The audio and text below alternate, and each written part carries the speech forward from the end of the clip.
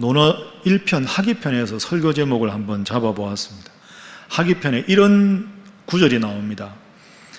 군자는 무본이니 본립이 도생이니라. 군자는 힘쓸 무자의 근본 본자죠. 근본에 힘을 쓰는 것이니 본립, 근본이 바로 서야만 도생, 도가 생긴다 하는 겁니다. 그러니까 군자가 항상 근본적인 것에 힘을 써야 각 상황에서 가장 알맞은 도가 무엇인지를 깨달아 실천할 수 있게 된다. 저는 이 구절이 우리 기독교인에게 그대로 적용된다고 생각합니다. 군자 대신에 하나님을 믿는 사람이니까 성도라고 넣으면 성도 무본, 성도는 신앙의 가장 근본적인 것에 힘을 써야 한다. 그렇게 성도가 하나님을 믿는 신앙의 근본에 힘을 쓰게 되면 본립, 근본이 바로 서게 되면 신의, 하나님의 뜻이 생겨난다. 하나님께서 나에게 이 일을 통해서 뭘 원하실까? 하나님께서 내가 어떻게 말씀하기를 원하실까? 어떻게 행동하기를 원하실까? 그런 걸 우리가 참 궁금해하는데, 우리가 신앙의 가장 근본되는 걸 붙잡고 있으면 모든 상황에서 하나님의 뜻이 무엇인지를 알게 되고 생겨나고 그 뜻대로 실천하게 된다 하는 것이죠. 여러분, 다 사람들은 바쁘게 살아갑니다. 나름대로 참 바쁘게 살아가는데, 삶의 근본적인 것을 붙잡고 바쁘게 살아가는 사람은 지혜로운 사람이고, 근본적인 것 말고 아주 지엽적인 것에 바쁘고 분주하게 살아가는 사람은 지혜로운 사람이 아니라 어리석은 사람입니다. 학창시절에 공부할 때 꼭 그런 친구들이 있지 않습니까? 별로 공부 안 하는 것 같은데 아주 정확하게 시험에 출제될 핵심만 딱 공부해서 성적이 좋은 그런 학생이 있죠. 근데 반면에 늘 열심히 공부하는데 어떻게 시험에 안 나올 것만 알아가지고, 시험에 안 나올 것만 열심히 공부해서 열심히 하긴 했는데 헛수고하는 그런 경우가 있습니다. 여러분의 인생을 한번, 여러분의 요즘 삶을 한번 가만히 생각해 보십시오. 여러분은 삶의 근본적인 것에 분주하십니까? 지엽적인 것에 분주하십니까? 그것이 어쩌면 우리의 인생의 성패를 가르는 중요한 질문입니다. 오늘 우리가 함께 읽은 이사야서 말씀은 이사야가 선지자입니다. 하나님께서 이사야를 통해서 이스라엘 백성들에게 하신 책망의 말씀이 많습니다. 그래서 사실은 쓴소리입니다. 쓴소리. 이스라엘 백성이 누굽니까? 하나님을 잘 믿는다고 스스로도 그렇게 생각하고 다른 모든 나라 사람들도 저 이스라엘 사람들은 하나님을 잘 믿는다 이렇게 알고 있는데, 하나님은 오늘 본문 말씀 읽었지만 너무너무 마음이 아프셨습니다. 이스라엘 백성들을 바라보고 너무너무 힘들어 하십니다. 자, 예를 한번 들어볼까요? 3절에 보시면 비유를 하십니다. 동물의 비유를 하시죠. 소도 임자를 알고 나귀도 주인의 구유를 아는데 이 이스라엘 백성들은 모른다. 내가 뭘 원하는지를 모르고 있다. 그래서 내 마음이 너무너무 아프다. 이어지는 4절 말씀 보면 슬프다. 범죄한 나라여 허물진 백성이다. 이 백성은 악을 행하는 사람들이다. 나에게 자식이지만 부패한 자식이다. 이렇게 말씀을 합니다. 자, 그러면 도대체 이스라엘 백성들이 하나님 앞에서 지은 죄가 무엇인가? 뭘 잘못했는가? 1장에 3가지로 나오고 있습니다. 첫 번째로 이스라엘 백성이 잘못한 죄는 우상숭배입니다. 하나님이 제일 미워하시는 죄가 우상숭배 아닙니까? 오늘 본문 4절 말씀 화면으로 보십시오. 그들이 여호와를 버렸다. 내 백성 내 자식 이스라엘이 나를 버렸다. 다른 우상을 섬기고 있다. 그래서 내 마음이 아프다. 첫 번째 죄입니다. 두 번째 죄는 11절에 나옵니다. 형식적인 예배입니다. 그 당시는 제사인데 제사를 형식적으로 드렸다는 거죠. 하나님이 그렇게 좋아하시는 게 제사인데 11절 보십시오. 여호와께서 말씀하시되 너희의 무수한 재물이 내게 무엇이 유익하냐? 제사 지낸다고 나한테 무수한 재물을 가져오는데 아무런 유익이 나에게 없다. 13절 말씀도 보십시오. 헛된 재물을 다시는 가져오지 말아라. 자, 이스라엘 백성들은 우상 숭배하고 하나님 앞에 형식적으로 제사 예배를 드렸고, 세 번째 마지막 죄는 이웃을 돌보지 않았다는 겁니다. 여러분, 나라가 영적으로 정치적으로 혼란하면 제일 힘든 사람이 백성들 중에서도 가난하고 소외되고 힘없는 사람들 아닙니까? 그들을 돌보지 않았다는 거죠. 16절 말씀에 보면 하나님이 너희는 스스로 씻어라, 악을 행하는 것을 그치라. 그럼 어떤 악을 행하셨는가? 이스라엘 백성들이 어떤 악을 행했는가? 17절 보십시오. 선행을 배우고 정의를 구하고 학대받는 어려운 사람들 도와주고 고아를 위해서 신원, 그 원한을 풀어주고 과부를 변호해주고 해야 되는데 그런 일을 하나도 하지 않았다. 자, 여러분, 왜 그럴까요? 이스라엘 백성은 어떤 면에서는 한다고 한 겁니다. 제사도 드리고 나름대로 한다고 했는데 하나님이 안타까워 하십니다. 온 나라가 지금 영적으로 바로 서지 않습니다. 한다고 했는데 바로 서지 않는 것. 오늘 우리로 적용하면 우리가 이럴 때가 있죠. 나 나름대로 열심히 사는데, 최선을 다해서 살아가고 있는데, 나름대로 정말 수고하는데 왜 내 인생은, 내 삶은 뭔가가 어디서부터 문제인지 모르겠다. 열심히 하긴 하는데 뭐가 어디서 잘못됐길래 내 인생이 이렇게 힘들어질까? 이럴 때 있지 않습니까? 자, 그럴 때 여러분은 어떻게 그 문제를 풀어나가십니까? 근본을 바로 세워야 되는 거죠. 근본이 흔들리니까 모든 게 흔들린 겁니다. 그럼 근본이 뭐냐? 오늘 본문의 두 번째 교훈입니다. 하나님이 이렇게 말씀하십니다. 근본은 하나님의 말씀이다. 근본을 세워야 되는데 하나님의 말씀이 삶의 기준이 되어야 하는데 그 기준이 지금 이스라엘 백성들한테 흔들리고 있다.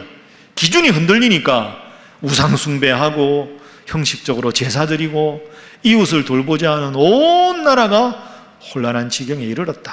기준이 하나님 말씀이 되어야 한다. 오늘 본문 이사야서는 구절을 보면 1장 1절 보시면 여러분, 이사야가 언제 활동했다 이사야에게 대해 나오고요. 2절부터 9절은 하나님의 안타까운 마음이고 본격적으로 하나님께서 이스라엘 백성들의 잘못을 지적하는 것이 10절부터입니다. 10절이 아주 중요한데요. 자, 10절 말씀 우리 함께 화면 보면서 읽어보겠습니다. 시작. 너희 소돔의 관원들아 여호와의 말씀을 들을지어다. 너희 고모라의 백성아 우리 하나님의 법에 귀를 기울일지어다. 아멘. 그러니까 하나님 마음이 얼마나 안타까우면 이스라엘 백성들에게 소돔의 관원들아 고모라의 백성아 이렇게 말씀하셨을까요? 이유가 나오죠. 10절 화면 보십시오. 여호와의 말씀을 들으라. 하나님의 법에 귀를 기울이라. 이건 뒤집어 말하면 하나님의 말씀에 기준을 두지 않고 있는 것이 당시 이스라엘 백성이라는 뜻입니다. 여러분, 이상하죠? 하나님의 말씀에 대해서 이스라엘 백성들만큼 아는 사람들이 누가 있겠습니까? 태어날 때부터 율법 읽고 듣고 외우고 늘 하는 게 제사 지내는, 예배 드리는 일인데 왜 이들이 하나님 말씀을 바로 알지 못한다고 하셨을까요? 여기에 중요한 두 가지 차이가 있습니다. 이스라엘 백성들은 하나님의 말씀에 대해서는 지식적으로는 많이 알았다는 거죠. 제사를 어떻게 드려야 하고 율법이 뭐고 아는 건 많았다는 겁니다. 율법에 대해서. 근데 중요한 건 귀로 들은 건 많은데 삶에서 기준을 잡고 실천하지는 않았다는 거죠. 지식만 많아서 귀만 커졌을 뿐, 이 말씀을 내가 어떻게 붙잡고 삶에 실천할까 하는 내 삶의 기준으로는 말씀을 삼지 않았다. 그래서 하나님께서 온갖 혼란한 이스라엘 백성들을 향해서 지금 꾸짖고 있는 겁니다. 여러분, 이게 먼 옛날에 이스라엘 백성들만이 아닙니다. 여러분은 어떻게 살아가십니까? 여러분은 매일 뭔가를 결정하고 판단하고 말할 때 기준이 뭘로 하고 하십니까? 혹시 여러분의 임의의 생각이 여러분의 기준이십니까? 그럼 여러분이 이스라엘 백성과 다를 바가 없죠. 내 짧은 경험과 지식으로 모든 인생의 일을 결정하십니까? 그러면 이 이스라엘 백성들이 바로 여러분입니다. 하나님의 말씀이 삶의 기준이 되어 살아가지 않는 것, 그러면 모든 혼란이 생긴다는 거죠. 중요한 건 기준입니다. 기준이 바로 서야 모든 것이 질서가 잡히는 거죠. 여러분 그 학창 시절 다 겪으셨죠? 제가 중고등학교 시절 생각해 보면 여러분 중고등학교 다닐 때 제일 좋아하던 과목이 뭐였습니까? 제가 제일 좋아하는 과목은 체육이었습니다. 체육 시간이 제일 좋았습니다. 저는 축구를 아주 좋아하기 때문에 하여튼 체육 든 시간이 너무 행복해서 나가서 신나게 운동해야 되겠다. 근데 제가 고등학교 다닐 때 체육 선생님이 특징이 있었는데요, 엄청난 기분파입니다. 아주 기분이 좋으면 체육 시간 되면 반장한테 탁 열쇠 주고, 야 체육 창고 열어서 축구공, 배구공, 농구공 다 꺼내서 1시간 내내 놀아, 이렇게 하시고요. 본인이 뭔가가 기분이 좀 안 좋으시면 야 맨손 체조 1시간 동안 해라, 오늘은 운동장 1시간 뛰어라, 이런 것만 하십니다. 근데 제가 이제 몇 번 이렇게 선생님을 하시는 걸 보니까 내가 이렇게 하면 열심히 체육 시간에 선생님 기분이 좋아서 운동을 할 수 있겠다 하는 요령이 생겼습니다. 제가 그때 고등학교 2학년 때 반장이었는데 우리 반 애들을 다 불러놓고 내가 한 가지 이야기할 게 있다. 나나 너나 여러분들 다 체육 시간에 열심히 운동하고 싶잖아. 그럼 선생님 기분을 좋게 해야 되는데 2가지만 오늘부터 하자. 그럼 내가 보기에는 1년 내내 우리 축구, 배구, 농구만 할 수 있다. 그런 게 어디 있냐. 에이, 내 말 들어봐. 그 제가 2가지 제안을, 첫 번째, 체육복을 다 입어야 된다. 여러분 그렇죠? 체육 선생님이 제일 예민한 게 체육복이거든요. 꼭 반에서 몇 명은 체육 시간에 까먹고 체육복 안 갖고 오면 선생님 기분이 확 나빠지거든요. 그래서 체육복 안 가지고 온 친구들은 다른 반 체육하는 반에 가서 친구한테 체육복을 빌려서 전원이 체육복을 갈아입고 나간다. 첫 번째. 2번째, 체육 시간 전에 쉬는 시간이 있잖아요.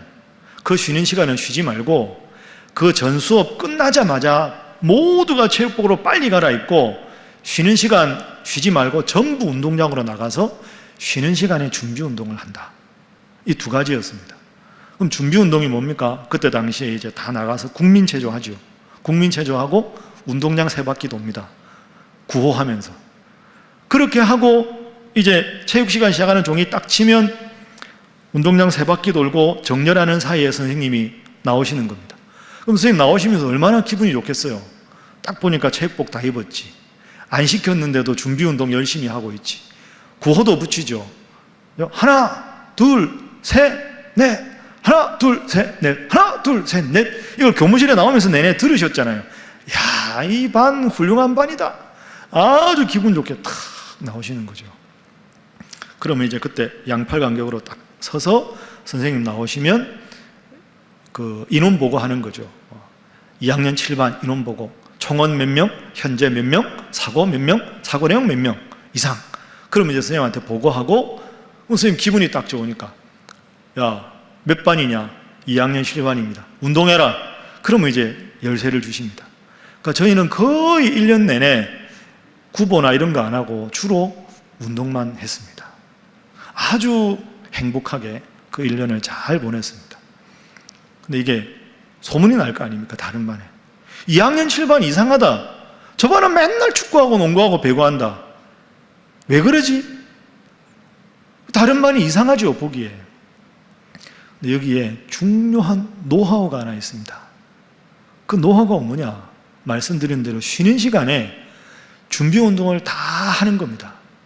여러분 이게 쉽지 않습니다. 그 짧은 10분 안에 어떻게 그걸 다 하겠습니까? 제가 그때 우리 반에 한 명한테 임무를 줬습니다. 1년 동안 체육 시간 기준을 한 명을 딱 정했어요. 그 친구는 체육 전에 쉬는 시간 딱 시작하면 제일 먼저 운동장으로 나갑니다. 그 친구가 붙박이 기준이에요. 그럼 그 친구가 딱 나가면 모든 이제 우리 반 애들이 다 나가면서 처음에 정렬하는 데 시간이 걸리는데 기준이 분명하게 있으니까 전부 나가면서 양팔 간격으로 기준을 중심으로 간격을 맞추는 거죠. 그럼 정렬하는 시간이 1분이 안 걸립니다. 왜? 기준이 미리 정해져 있으니까. 노하우는 기준을 빨리 정확하게 정하는 겁니다. 그러면 모든 시간이 단축될 수 있습니다. 여러분, 저는 이게 오늘 우리 신앙생활에도 그대로 적용된다고 생각합니다. 삶에는 기준이 중요합니다. 다 체육복 입고 다 운동화 갈아 신고 전부 운동장에 나와 있지만 중요한 건 그게 아닙니다. 체육 선생님이 보시기에 운동할 준비가 충분히 되어 있는가가 중요한 겁니다. 여기서 두 가지 시각이 존재하는 겁니다. 이 반 아이들이나 다른 반 아이들이나 다른 개 제3자가 보기에는 운동장에 나갔다, 체육복을 입고 나갔다, 운동복으로 갈아입었다, 체육 시간입니다. 체육할 준비가 다 돼 있는 것처럼 보이는 겁니다. 그러나 가장 중요한 판단을 하시는 체육 선생님 보시기에는 준비가 안 된 거죠. 왜? 오합지졸입니다. 준비 운동이 전혀 안 돼 있으니까. 중요한 기준은 선생님의 안목이지 학생의 안목이 아닙니다. 저는 이 상황이 오늘 본문의 상황과 똑같다고 생각합니다.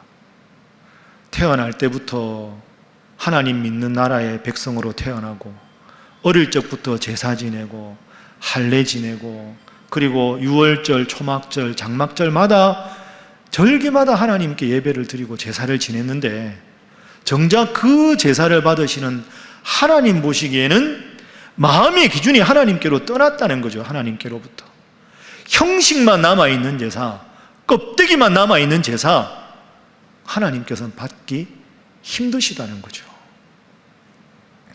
여러분 한번 잘 생각해 보십시오. 여러분은 하루하루를 어떻게 보내고 계십니까?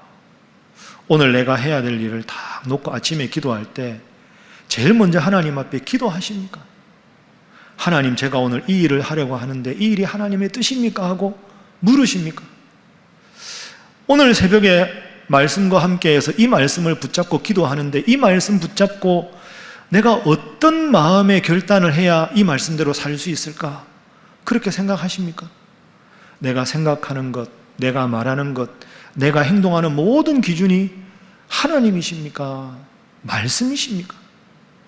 그걸 다 잊어버린 채로 주일날 예배당에 와서 예배를 드린다면 과연 하나님께서 이 이스라엘 백성들을 책망하신 것처럼 오늘 우리도 책망하지 않겠습니까? 사랑하는 성도 여러분, 이 하나님의 말씀이, 이 진리의 말씀이 우리를 살리는 줄로 믿습니다. 늘 말씀의 기준을 두고 기도하며 하나님의 뜻에 따라 살아가시는 여러분 모두가 되시기를 주님 이름으로 축복합니다. 이제 마지막 세 번째로 넘어가겠습니다. 근데 이게 예배 드릴 때는 내가 말씀 중심으로 사는 것 같은데 일상생활에 막 바쁘다 보면 내가 평상시 하나님 말씀대로 기준을 삼고 사나 내 임의로 사는가 헷갈릴 때가 있습니다. 스스로도 내가 진실한 기독교인 같을 때도 있고 아닐 때도 있고 그걸 어떻게 판단하죠? 내 삶의 기준이 하나님 말씀인가를 스스로 판단하는 자가 판별법이 있어야 될 거 아닙니까? 그게 오늘 본문에 나옵니다. 자, 10절에서 하나님께서 이스라엘 백성들을 소돔과 고모라 같다고 책망하신 후에 이어지는 11절, 12절 말씀에 하나님의 자가진단법을 우리에게 알려주십니다. 화면 한번 보시지요. 11절 말씀, 여호와께서 말씀하시되 너희의 무수한 재물이 내게 무엇이 유익하뇨? 하나님 앞에 제사를 드리러 왔는데 형식적인 제사에 대해서 꾸지람을 하셨죠. 12절 말씀, 내 앞에 보이러 오니 이것을 누가 너희에게 요구하였느냐? 내 마당만 밟을 뿐이라. 형식적인 예배를 드리는 것은 하나님 말씀의 기준을 두지 않은 것이고 하나님의 말씀의 기준을 두면 하나님께서 받으실 만한 예배를 드리는 사람이다.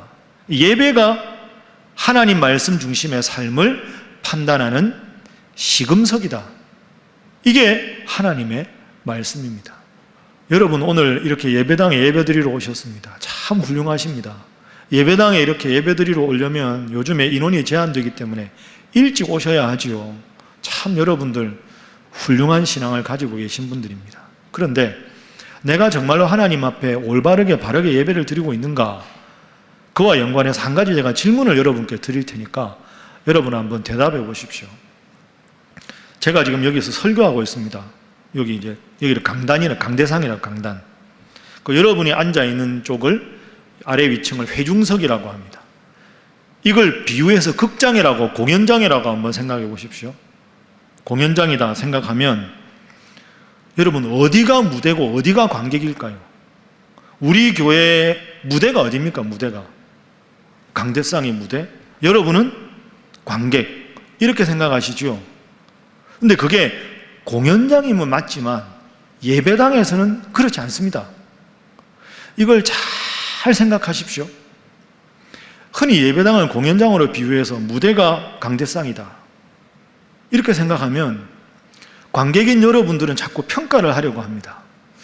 오늘 목사님 설교가 마음에 드니 안 드니, 길고 짧고, 오늘 반주가 어떻고, 찬양 대 찬양이 어떻고, 이런저런, 우리 교회 예배에서는 이런 거 마음에 드는데 이런 건 좀 바꾸면 좋겠어.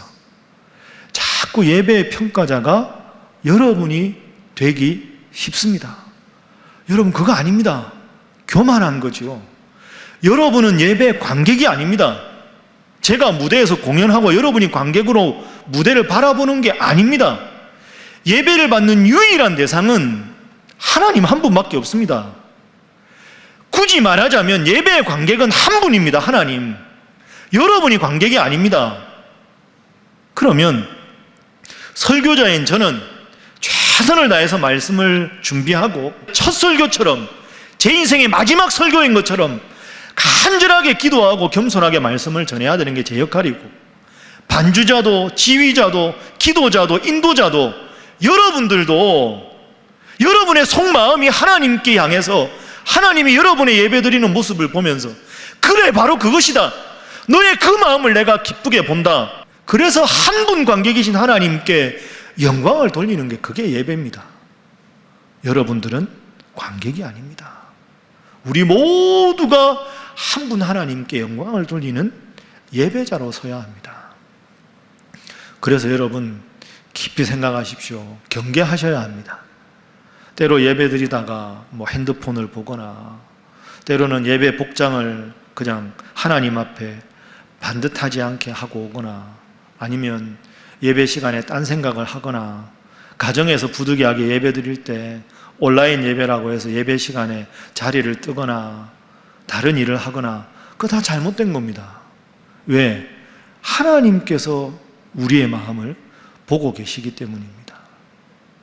여러분의 예배의 자세가 과연 하나님 앞에 온전하게 바로 서 있는가? 그것이 오늘 본문에 의하면 내가 하나님 말씀을 기준으로 살아가고 있는가의 중요한 시금석이라는 거죠. 이제 말씀을 정리하겠습니다. 여러분, 평생 동안 꼭 기억하시고 실천하십시오. 한번 따라해 보시죠. 내 삶의 기준을 오직 진리이신 하나님의 말씀으로 삼겠습니다. 여러분, 그렇게 하시겠습니까? 그게 우리 인생의 중요한 겁니다. 또 따라합니다. 하나님 중심의 삶은 예배 중심의 삶이다. 마지막으로 따라합니다. 예배의 성공이 인생의 성공이다. 여러분, 세 가지 단어 오늘 제가 설교 주제로 삼았습니다. 다 아는 단어죠. 하나님, 말씀, 예배. 이 근본이 바로 서 있어야 우리가 범사에 우리를 향한 하나님의 뜻을 깨달을 수 있고, 그렇게 살아갈 때 하나님 우리에게 큰 복을 주신다고 약속하셨습니다. 늘 하나님 앞에서 이 진리의 말씀을 기준으로 삼아 하나님 앞에 예배의 온 정성을 다하셔서 여러분과 여러분의 자자손손이 하나님 앞에 큰 복 누리는 우리 살아가는 신일의 모든 성도 되시기를 주님 이름으로 축복합니다.